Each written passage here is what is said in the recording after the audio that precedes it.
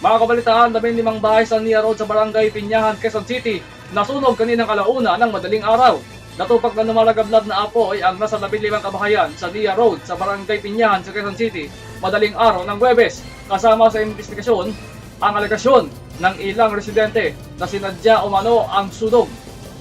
Sa ulat ng DCHM 927 Internet Radio YM sa Metro Manila at itong Huwebes, sinabing mabilis na kumalat ang apoy na ikinabulabog ng mga residente bandang alauna ng madaling araw.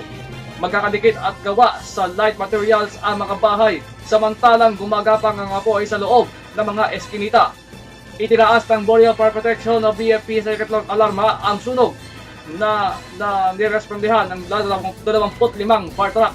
Bayanihan ng mga residente sa pagsasalba ng kanilang mga personal na gamit at habang mga paninda habang gumagamit na rin ng hagdan at pwesto na sa bubong ang iba pa mga bombero para malapitang makapagbuga ng tubig. Nanumbalik ang takot sa mga residente matapos naman ng masunugan ang marami nilang mga kapitbahay dito lamang Marso 6.